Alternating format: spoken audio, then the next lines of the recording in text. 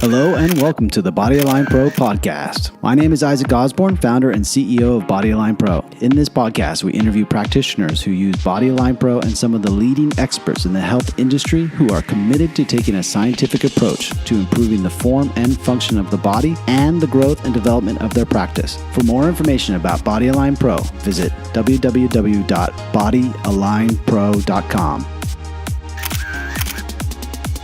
Hello everybody, Isaac Osborne from Bodyline Pro, and in this episode our guest is Russell Stolzoff of Rolfing Works and Stolzoff Sportworks. Russell, in the last couple of years, completed a research project of 10 sessions of Rolfing on 15 recreational athletes with Western Washington State University, and we also cover working with professional athletes. Russell Stolzoff is the founder and president of Rolfing Works, Stolzoff Sportworks, and an advanced faculty member of the Rolf Institute of Structural Integration. He first encountered Rolfing Structural Integration in 1983 as a classroom client, and for the past 28 years has devoted his professional life to elevating his skills as a practitioner and teacher. In 2017, Russell and the Rolf Institute launched rolfingtraining.com to train Rolfers in the Pacific Northwest. Russell's background includes structural integration research studies in the Somatic Experiencing method of trauma resolution and Biodynamic Analysis, a Danish method of development body psychotherapy. Since 2010, Russell has worked extensively with professional athletes. He lives and practices in Bellingham, Washington. Without further ado, here's Russell. Hey, Russell. Welcome to the show. Thank you. Thanks for having me. Excellent. So we were talking about one of the things that our goal of the show today is to kind of review and talk about. Mainly, really wanted to go over your research project that you did for the Washington State University, correct? It was Western Washington University. Mm-hmm. It is one of the state universities in Washington. Excellent. Mm-hmm. I'm really excited to hear about how it went and your experience doing the research project and all that stuff. But before we go into that, I would love to hear a little bit about you and how you. I'm always curious about how people actually get started into the alternative health field, or in your case, the Rolfing field of structural integration. And so what brought you to structural integration? Well, I was a student at University of Colorado, completing my BA in 1983. And I don't know, I was having a conversation with a friend last night, as it would be, about what our orientation to fate is, and discussing all the ins and outs of fate and destiny and that kind of thing. And I was wondering aloud what life would have been like if I hadn't made the choice to stop being a competitive athlete and move to Colorado to go to school. Mm-hmm. What would have happened instead of what did happen. Right. But I think that decision to move from California to Colorado and go to University of Colorado led to me finding Rolfing in a way that felt like it was kind of by accident. I felt that, I was pretty uncomfortable in my body. Mm-hmm. I felt a lot of compression. What sports were you playing at that time? I was a basketball and a volleyball player. And it really was kind of my life through my first year of college. Mm-hmm. And then I was just really kind of burned out. Mm-hmm. and needed to move away from where I grew up, is how it felt to me at the time. And so I ended up moving to Colorado pretty much sight unseen. and kind of didn't really have a direction for my studies. I was a liberal arts major and was investigating different areas without a real end goal in mind. However, I was closing in on the end of my degree, and one of my neighbors was involved in learning Rolfing at the Rolf Institute, and she suggested to me that I come in and be a model in the training, and I didn't really know. I knew a little bit about what Rolfing was because I'd actually been a model in a movement class. I also played a saxophone, and they needed someone to play instruments, so I had gone in there and they'd done a movement session with me and helped me to stand in a position that helped me to have better tone and airflow and such. And so I had a little bit of an idea, but I really had no idea what I would be in for when I got the 10 series. And that turned out to be just a very powerful experience. One of the ways I frequently describe it is I felt like I kind of got shot out of a cannon. I had a lot of compression in my body and a lot of discomfort, and the only ways that I knew to alleviate that were to exercise more, kind of get warm and fluid, but that would always end up in me feeling tight and restricted again. And I also knew some about stretching, but that wasn't very lasting either. So the Rolfing experience also coincided with me doing some counseling work to try and figure out as a young adult, what was going on in my life and what had gone on in my life. Right. And I think the combination of that physical readiness and the potential that was there to really decompress, and the emotional readiness to open up more and to kind of learn or be shown that there was a way of living in the body that was very different than I knew up until that point. It really captivated me. And did you feel during or after the time that you were receiving the 10 sessions, did you experience a difference in your movement away from that? You mentioned you felt like you got shot out of a cannon. Like, you feel like when you went back onto the court playing basketball and volleyball, did you feel a difference? Like for myself, I know that when I first received the work, my pain went away, and then I really noticed a difference in my surfing, in my kite surfing, and like, what kind of differences did you notice in your body going back into your athletic play? It was dramatic in that way as well. I was quicker.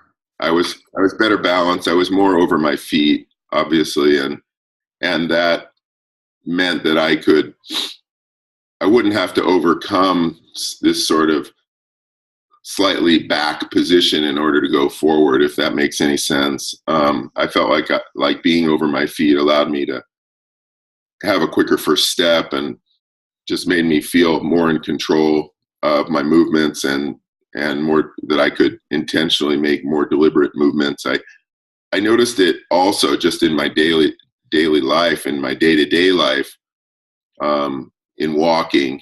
And there was a hill that I used to have to walk up to go to class. And I would, in those days we would do, I guess we still do, the models get 10 sessions in 5 weeks. So it's really rapid. Right.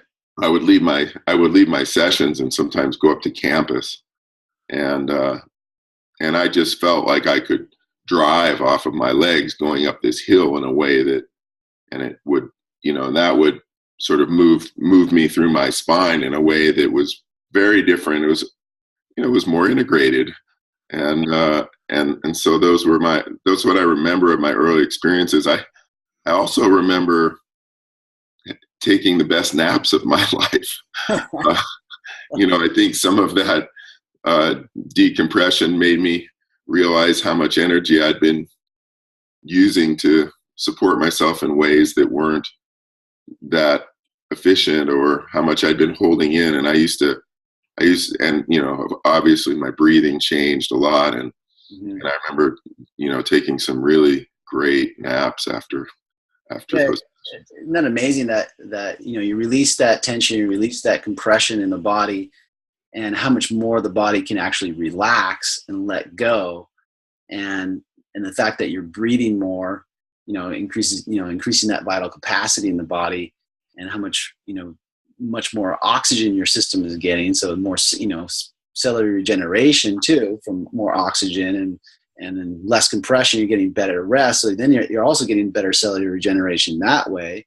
Nervous system is changing. It's amazing that how much the body can change just from this concept of organizing the human body around a vertical line. Right, totally. Excellent. And so what's really neat is that now you've been in practice now for how many years? I guess this is my 28th year. Congratulations. Yeah, it feels like a while now. And so you have your practice is pretty busy with athletes, and you recently, 2 years ago, you finished up a research project with the university. I'm just blanking on the name right now. Please help me out. Western Washington University. Western Washington. And this involved 10 sessions of Rolfing, and it was with athletes, correct? Yeah, the study was with recreational athletes, so athletes that play soccer in recreational leagues. Okay. In Bellingham. Okay, and how many people went through? There were 15. There were 15 in the 15 soccer players got a 10 series, and there were 15 in the control group.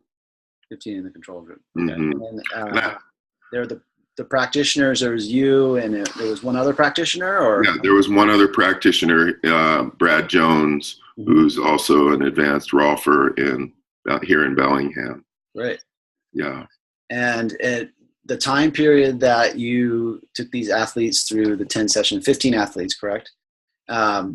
Through the 10 sessions, what was the time period? How long of a time period? They received weekly sessions. Weekly sessions. So yeah. So once a week they got a session. Yeah. So we did. Well, if I can I tell you a little bit about what led up to it? Absolutely. Yeah. Please do. Okay. Because I think it's kind of an interesting little story too. In addition to just going into what the research was, and it's interesting that through the work some of the work that I've done that has gotten out there with some of the professional athletes that I've worked with. I work with everybody. I don't even really specialize in sports, but I've come to kind of specialize in sports, and that's an interesting little story in and of itself. For years I just worked with whoever showed up, and I still do. But I like to watch sports, and it's through the watching of sports that I really developed the desire to try and work with professional athletes. And I knew it would be a great challenge to reach those people and find a way to do that. And indeed it is, and it has been a really interesting challenge to do that, because they live in a world that's so much different than my day-to-day life. And so we I won't go into all the ins and outs of that, but in the process of that, I discovered that, or I felt that they live in this kind of evidence-based world where everything that they're doing, somebody in their organization or around them has some reason for, that's showing that it's effective in some way. Yes, and of course, in the structural integration realm, we have very little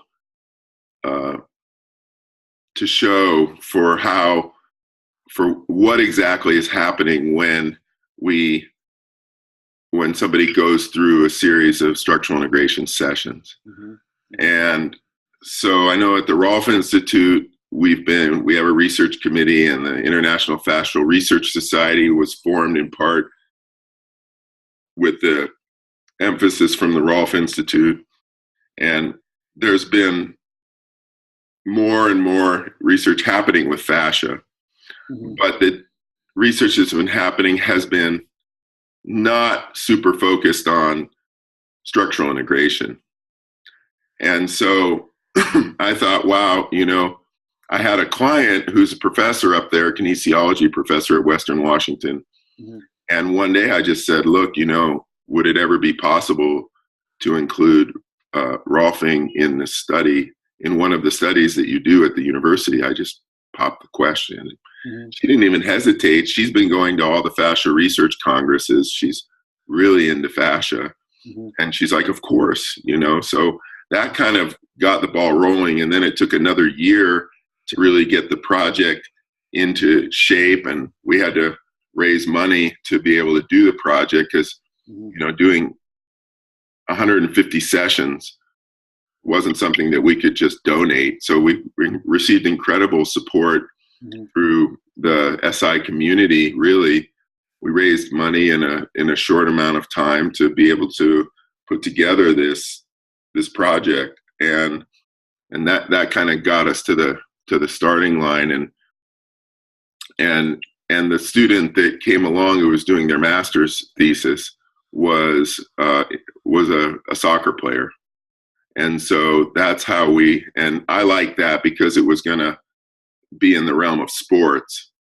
And I thought that we could if we could come up with a measurement because that's really that's a whole conversation unto itself as to how you decide what is going to what little measurement will best show the effects of what we do. Yeah.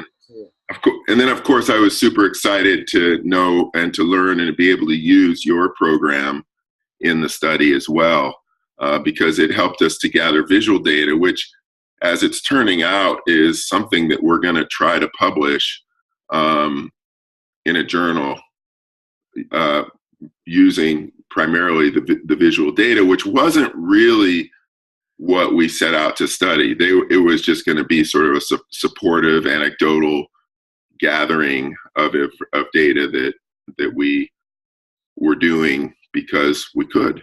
Yeah, absolutely. Yeah, I was really excited to hear from you when we were, I forget how we started talking about you using the program for it.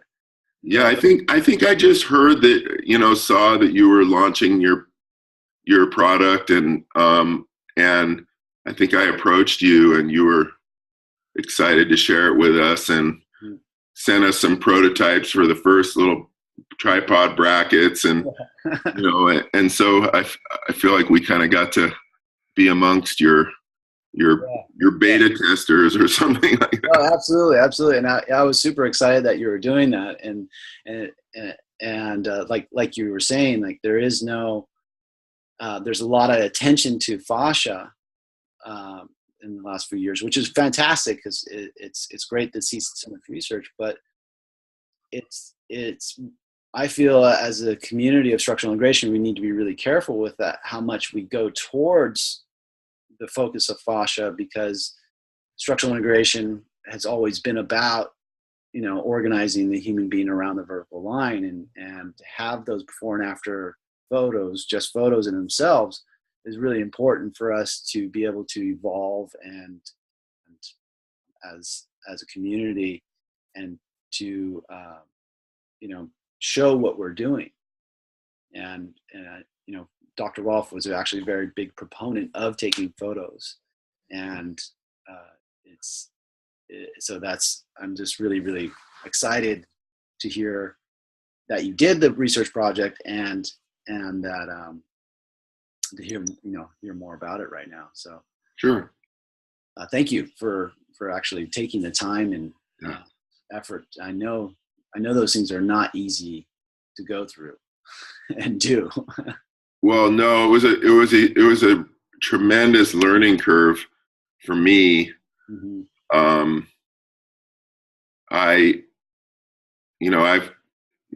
My life has been about, professional life has been about being a Rolfer, and it bothers me that we don't have ways of validating the work beyond the experience of that occurs in the bodies of the people that do it, beyond being able to talk about it and sometimes see evidence of it in photos and so forth. So that really, and I didn't think, I don't have an advanced degree, so I didn't really imagine that I would have access to the world of research in the way that it turned out that I did and do. Mm-hmm. And that has been really exciting for me. I'm looking forward to the next time, and I feel like the learning curve was as important as the research itself in this first go around. But and to have this venue where we can do more is really exciting. Do you have another one coming up? Well, not clearly defined yet, but yes, I believe there will be another project that we're going to do. We're just starting to talk about it and try to figure out where to go from here. I would love to, not right now, but at another time, talk to you more in depth about that, because I have some ideas about more ways we can validate, aside from photos and videos, and also how to be more efficient with the photos and videos. But also there's other things available now that I think that I'd love to, just help out in any way I can, of course. Sure. I'd love to hear your ideas. Yeah, I would love to just, put our heads together and with you and mm-hmm. share and see if there's something that can help these measurements. Because these are also things that I'm looking for, hopefully in the future, from the business side of Biodynamic Pro as it grows. These are things I'm wanting to put inside the app anyways, and I'd love to be able to see if in a research project them to be there. So sounds good. It'd be great to talk to you about that more. So back to the yes. the research project with these 15 athletes, yes. And then the 15 control, who the control didn't receive any structural integration sessions at all. No. But did you? So the athletes were coming to see you one time a week, 15 of them one time a week, and were the control coming to check in with you once a week at all? No, they weren't. There were control. Just there was a midpoint, and a post measurement of the things that we measured, mm-hmm. and the control just received those, and I don't believe that they had any particular thing that they did, mm-hmm. other than their normal routine and these soccer games that they were playing on a weekly basis. Sometimes they would have 2 games a week. Mm-hmm. So this was, I think that in some ways, there's a lot of things that, I as a practitioner, of course, was very hopeful that the research would demonstrate validity in the things that we were measuring. Mm-hmm. And ultimately that demonstration there was a demonstration of effect, but it wasn't statistically significant. And initially that felt like failure to me, but I rapidly learned that in the world of research, having things not turn out as you had hypothesized they may is actually a really essential part of the learning. Right. It's really built into the next phases of research. Right. So that the failure is actually key for actually fine-tuning and making the research more accurate. Exactly. We found out, I mean, I could go on and on about what may have happened. It really makes you start to speculate about not only your research design, but how the things were carried out. And one of the things that really I realized early on is like, wait a minute, these people are going out and just beating themselves up. These were like 18 to 30, the athletes were 18 to 35 years old, and they were playing in these rough and tumble co-ed soccer leagues. Uh-huh. And it was not at all unusual for them to have injuries during the course of their Rolfing treatment. And I mean, that's a whole nother topic about, when is the best time to Rolf people. And I typically don't favor the notion that you need to have structural integration when you're out of season.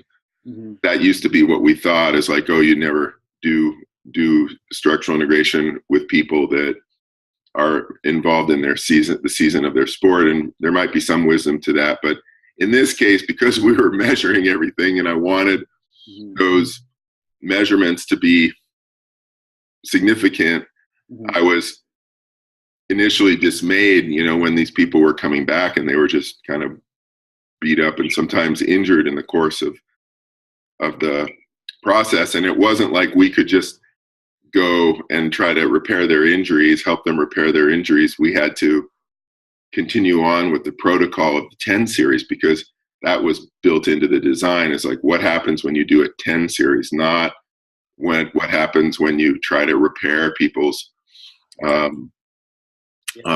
problem. And so we really, really learned a lot doing this. And I think the 10 series is a powerful idea.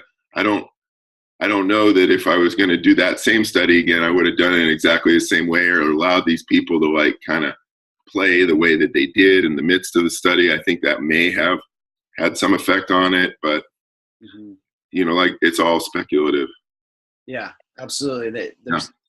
There's a lot of holes that could be poked into that from that perspective. Right. Yeah. Maybe I should say a little bit about what we were focusing on. Yeah, absolutely. What were the results of the results? Yeah. So we were measuring three things. One is something that's called joint position sense. Mm-hmm. And anybody who's in the kinesiology world or the sports performance world would know what that is. And it's essentially a proprioceptive measurement that, and we had a way of measuring that at the ankle. So we were measuring the ability of somebody to reposition their ankle in the same way that they had previously positioned it. So they would be given a cue, and they'd start at like a certain degree, and then they'd let go, and then they'd have to come back and position it again. Mm-hmm. And is this standing, lying down, or sitting? It was lying down. Mm-hmm. And the thinking there was that if we're really helping someone to come more in alignment with gravity, that effect to position yourself would be affected by the Rolfing. And so that's one thing we measured. Mm-hmm. And that ended up being the primary focus. And while there was improvement in it, it didn't rise to the level of statistical significance. Mm-hmm. And so we did see that there was an effect. It just wasn't strong enough. And there were some problems with the instrument we used as well, and that may even have accounted for some of the results. We also measured balance, and we did that on a force plate, where there's a very sensitive piece of equipment where you stand and it can measure how much you wobble, and I think it had like 6 directions of recording. So you stood on this plate in the ground and it would record the center of your balance. And we had people balance on one leg. And that was really interesting because everybody improved. The control group improved and the Rolfing group improved. Really? Yeah. And so did this thing shake so that they had to maintain a certain level of balance, or was it just like taking a reading? It's like you're standing on the ground. I mean, it's shaking because you're shaking, but you don't feel it. It's very stable. Okay. Is it also one of the ones that can show imagery of where your weight distribution is on your feet? You know, like if it's in the ball of the foot or the heel of the foot. It could not in the way that you might be thinking. You've seen some of these sort of ramps where you get like a sense impression of the way that the foot puts pressure on, and you get kind of an outline of that. But it would show kind of with a graph, like when you're standing, it would show how the weight is moving on the thing that you're standing on. So it's interesting. That's really interesting that the control group improved as well. I know we were all excited because all the people who were Rolfing seemed to be getting so much better at it.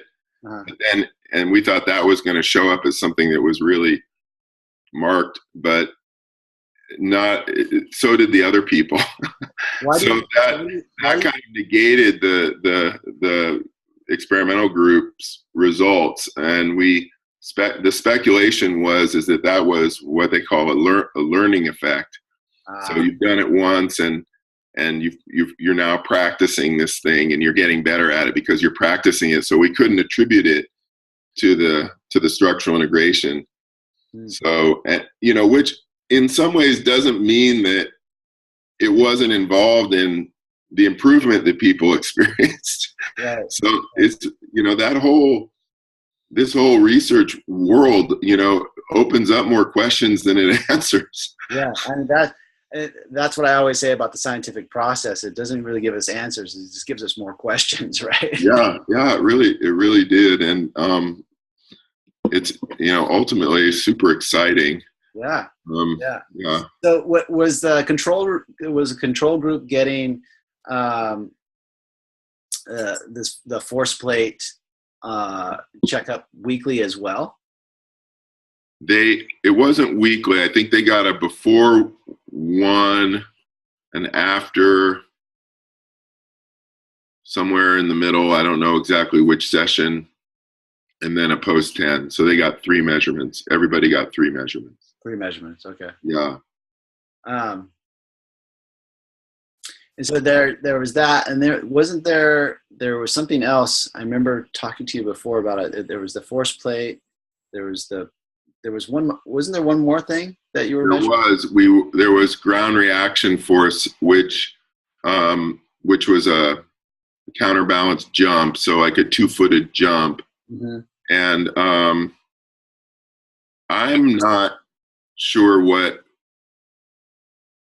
of those things the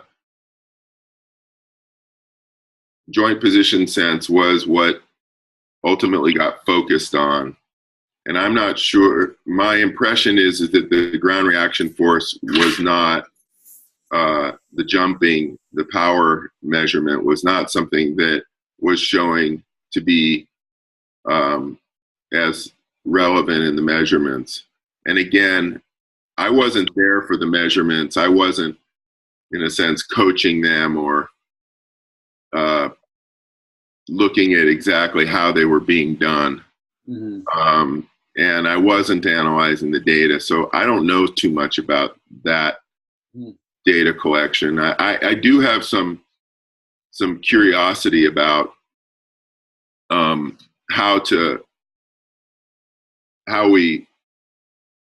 about looking it back into the data, you know, and kind of getting a little more tightly focused on it, which is not something that I did in the first place or have done yet. So I'm curious about whether there might be things that are shown there that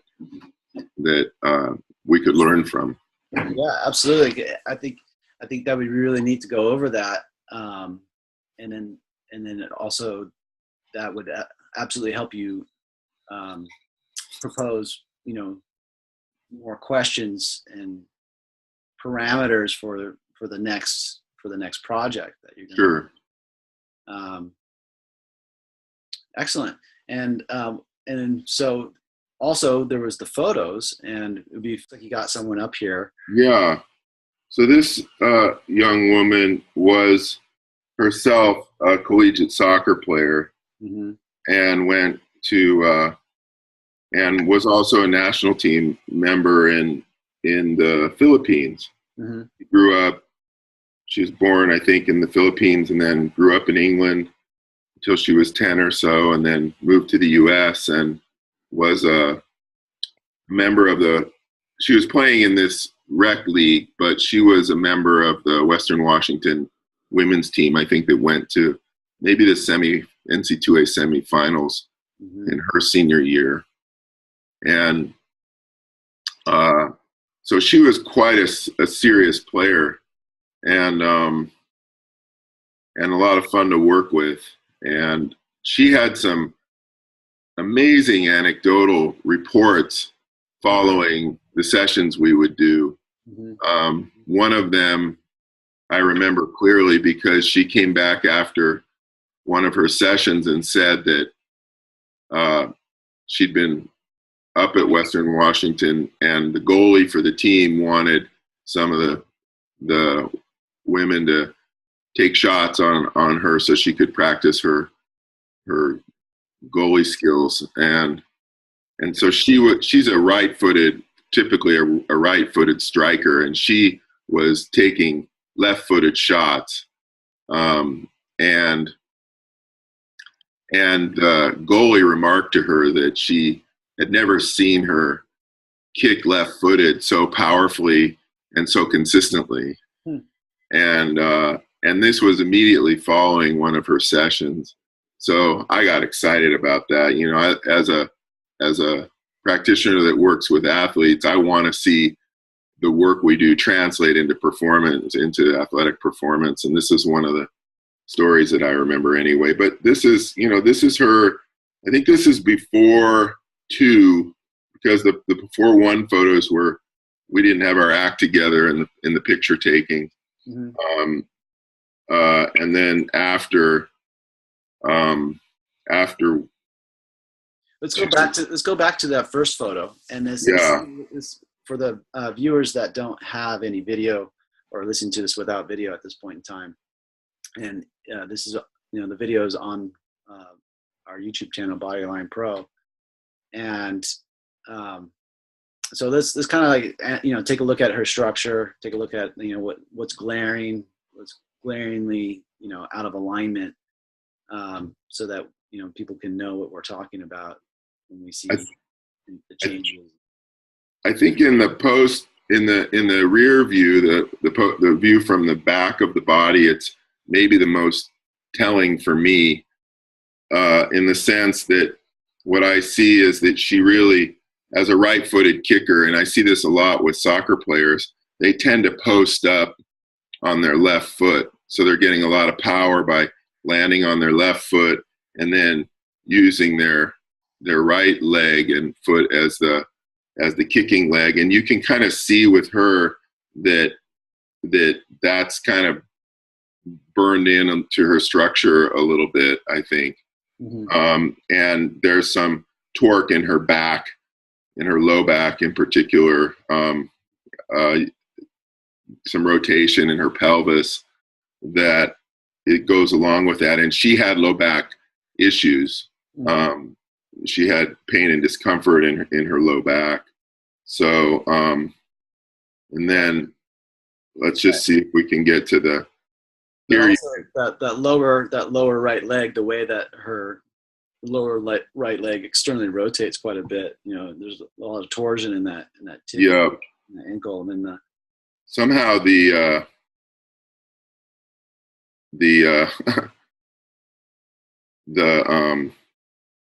we didn't get the back view. The views are not synced on her.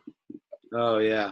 I don't know whether that was my mistake or somehow it got lost in translation, but let me try to figure this out for just a second. So that's left, and then that's back. Mm-hmm. And so in the before views, it's all in the correct spot, it looks like. No, that's right. Right is back. Oh. And back is back. I think there's two back views. So we don't have the right view. So, and then in the after, we have the left view, the back view,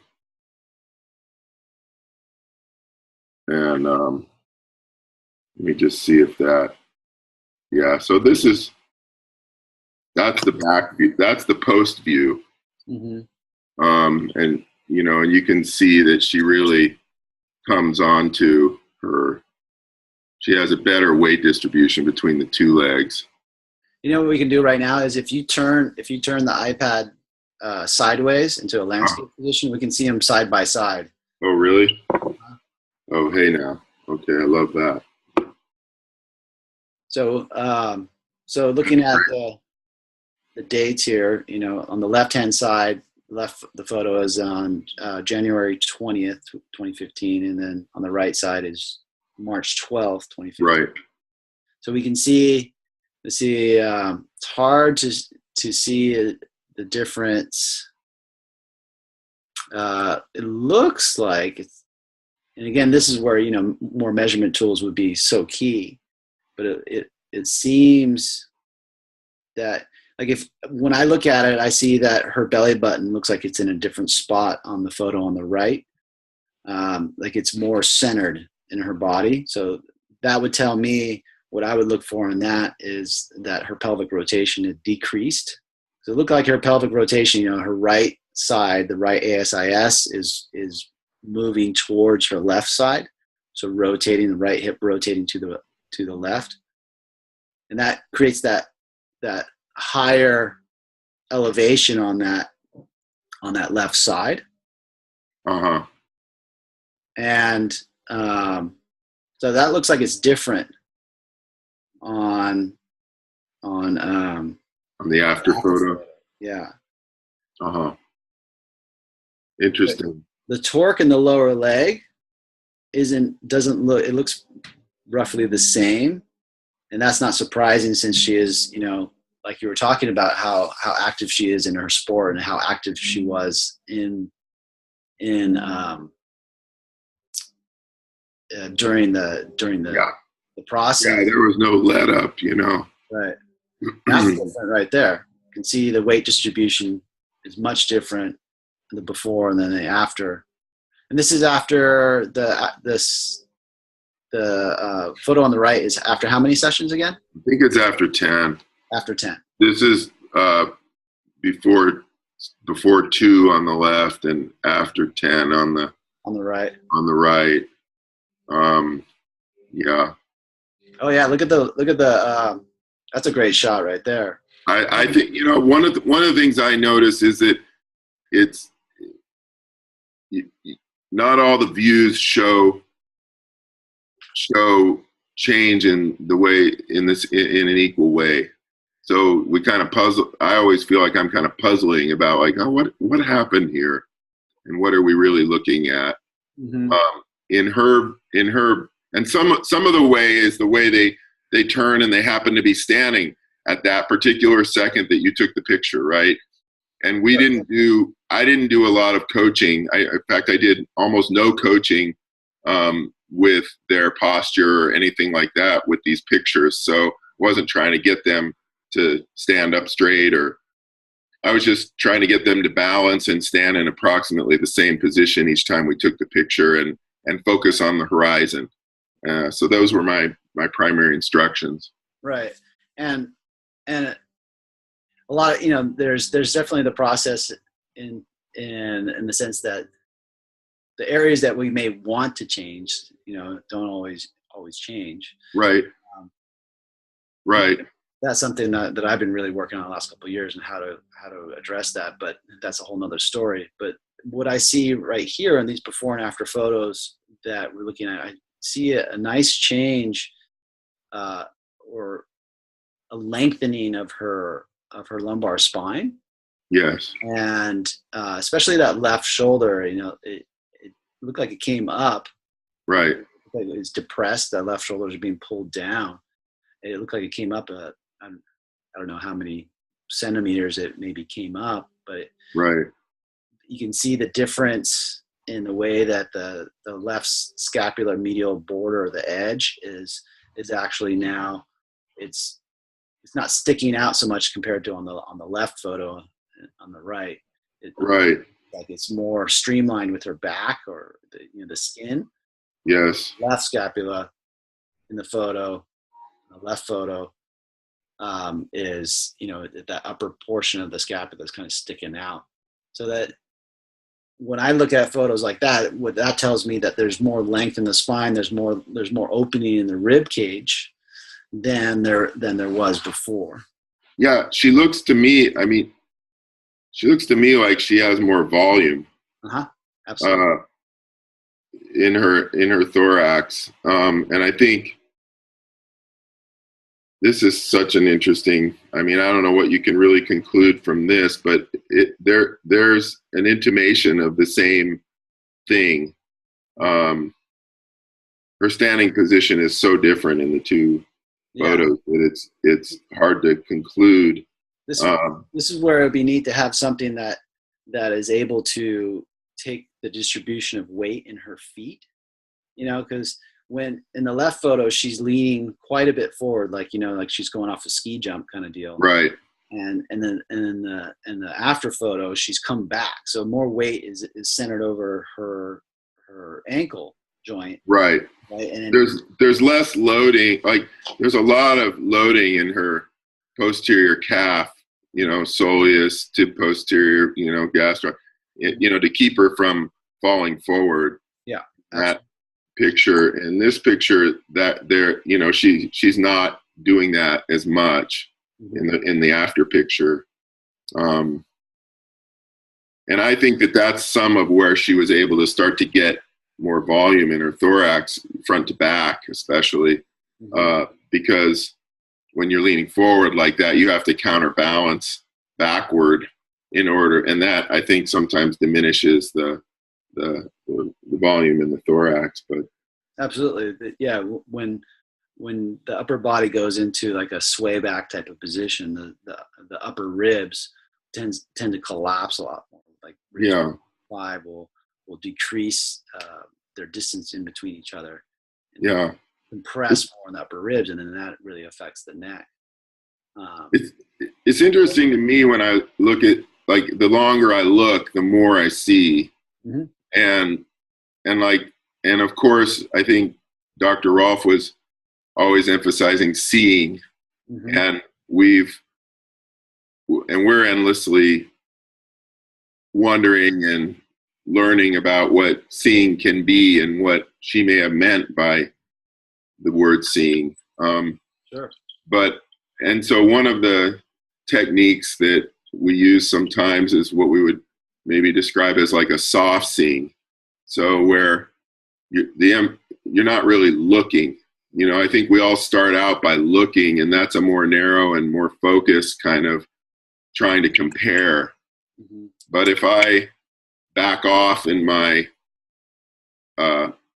the sort of focusing aspect of comparing places in her body, and I look at the left picture, and, you know, I just kind of let that come in a way, you know, like almost like let it come into my belly, you know, just kind of, and then, you know, and I look at that picture, and then I look at the other picture.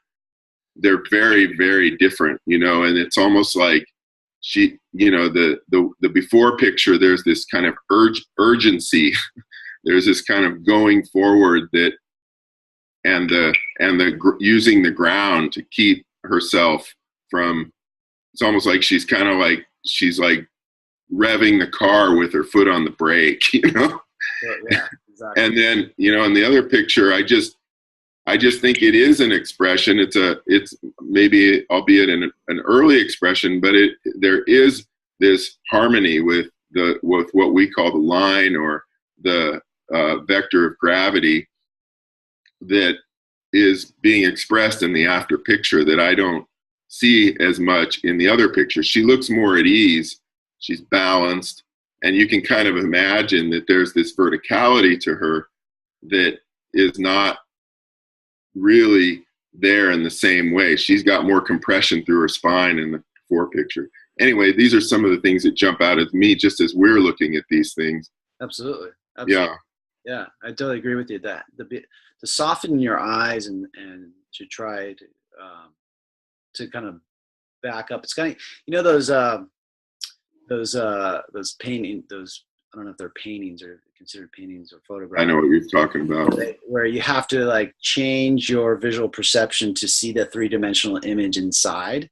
Yes. I remember the first time that I looked at one of those, I couldn't see it, and it drove me insane that I couldn't see it. So I kept looking, and then finally, when I allowed my eyes to actually go out of focus, then I finally was able to see it by kind of not looking at it.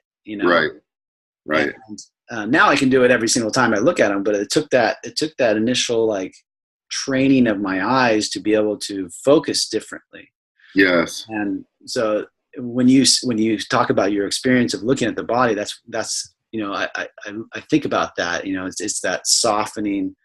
Really important to be able to soften the eyes to look at the body in a different way than you totally have looked before. So we look at another one. Yeah, let's check out another one, and then I got to get going here. Okay, me too. All right. Yeah, cool.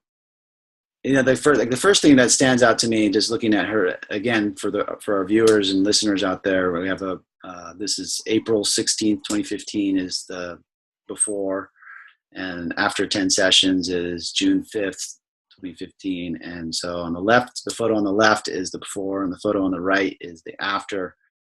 And just like what sticks out to me, like the first impression that I get is she looks much more relaxed in the after photo. Uh-huh. And then the second thing that just jumps out at me is that right shoulder is it's still up a little bit, but it looks more relaxed than in the before. It looks more relaxed in the after photo than it does in the before photo. Yeah, I wonder, and we can look at this on the back. When I look at that, I wonder about one of the things we talk about in structural integration is that the shoulder girdle is this yoke structure, and that it's really designed to ride on top of the rib cage, and that it kind of is meant to more or less hang there and be supported by the rib cage, and that one of the things that I'm wondering about is some rotation, so a kind of a side bending and a rotation through her thoracic spine, where she gets a little more support for her right shoulder. And here's the back view. I mean, it looks to me like that is perhaps what was going on there. She looks like she has a little bit of, I'm not sure, more of a slight left side bend in her, across the racer back portion of her bra there. Mm-hmm. On the photo on the right. On the photo on the left, it looks like she's got more compression and left side bend, little right rotation through there, and it looks more clear on the right. It looks a little less twisted. Yeah. Absolutely. I would. Um, And it's so we were looking at her right shoulder. There, yeah, the side view really shows it. it really does. In the left photo, you can see, like, if you trace the outline of her upper back there, well, on the right photo. Can you go back to the right side? Right side photo, yeah. Yeah, and if you look at, like, her scapula position, Right. angle of her scapula in the photo on the left, Right. that's more angled than the photo on the right, where the photo on the right, the scapula has become more vertical. Right. You know, and its edge there. Right. And so that's a sign of more volume in the upper rib cage, because the shoulder's able, like you're talking about, it's able to drop back and hang off the rib cage. Right. There's more support for the shoulder underneath it. She has less, in the first picture, I wouldn't say she has, like, what we would call winging, Mm-hmm. but she is more protracted. Mm-hmm. Her shoulder girdle's more protracted. And in the after picture, there's more retraction, but she's not pulling it back. It's just resting there. Mm-hmm. Mm-hmm. This is pretty cool, I think. This is a real... Yeah, and this is so much fun to be able to see what has come of the project, and it's exciting to see what to poke holes in it, of course, and to improve the process of. I mean, there's so many things that we can update with how to take photos and stuff that I've learned in the last couple of years, just to make these photos more accurate. And, yes. I want to know what those are. I need to have another conversation with you. We will definitely go over those, and in the next couple of weeks, if you want. Sure. Maybe I'll even do a podcast here just on that. Oh, that would be great. But for the future, just a couple things would be, the way that taping the floor and the lighting of the lighting specifically would be really key to get really consistent lighting, so that we're not, because that can skew images from time to time, and then all the other measurement tools that we can definitely talk about more in the future. Right. Just really excited about your that you got this project going, and you got one done, and then that means if one gets done, then it opens the door for more to get done. I hope so. That's part of what my hope is. I'm just trying to do my part and hope that other people get stimulated to do things, and find ways to keep after the research. Absolutely. Yeah. So is there anything, is there any advice for or anything that you want to share with other practitioners that are out there that work with, might be Rolfers or structural integrators, or anybody that's working with posture? Is there anything, something that you want to share with them? Like any takeaways that you would love to share from your own experience that they could go away with after listening to this podcast? Wow.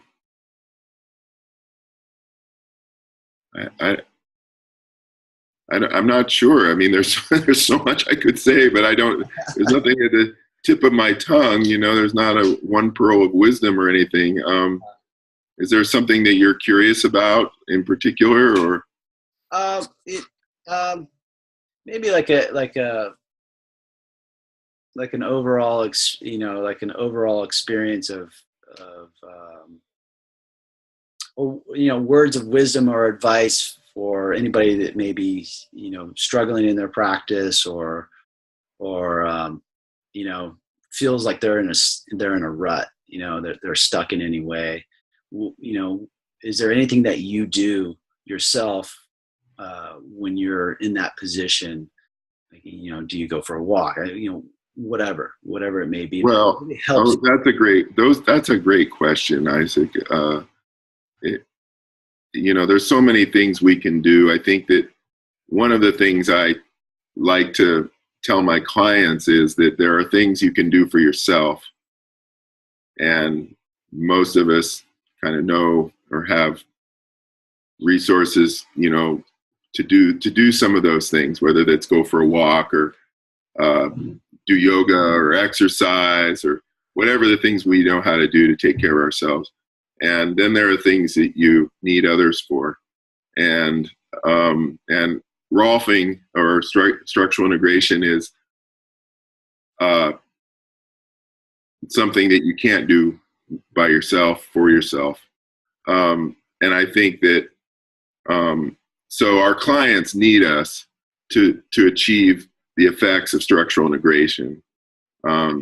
Similarly, I think as practitioners, this is a method or a modality or a path, even, if you will, that takes many years to get really proficient at, and to know how to deal with all the different things that show up in the course of events that happen when you're working with someone.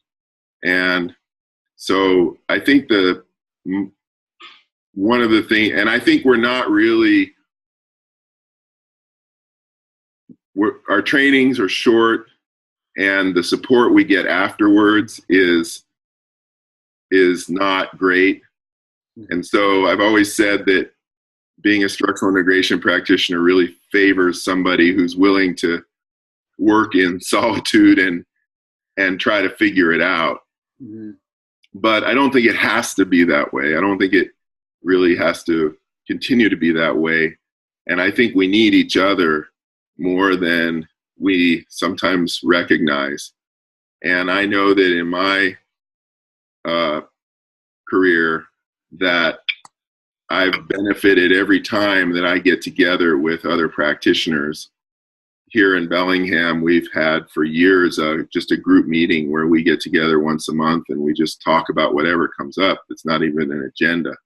Talk about our cases. We talk about what we're interested in, what's grabbing us, what we're struggling with, that kind of thing. I think, it doesn't have to be a group, but, just reaching out to your colleagues, having professional contact, I think is something that we all benefit from more. And I know the online community vis-a-vis Facebook, you can see the evidence of it, on our Facebook groups where people really participate in an active way. There's a lot of need that we have to collaborate and to really have exchanges that support us and help us to keep doing what we're doing and to learn and grow. And, I want to just say, again, I want to express my gratitude and thanks to you, because you've created a vehicle for us to do that, even, to share our work with people in a way that's beyond the verbal. And I think that, and the world for that matter. So I think you've done an amazing service for us. And I know it's not just for structural integration. I mean, this is a program that has broad applicability across professions, but particularly for us, I think it's been a godsend. So I really appreciate it, Isaac. Oh, thank you. Everything that you're saying is, I wholeheartedly agree with you and share that same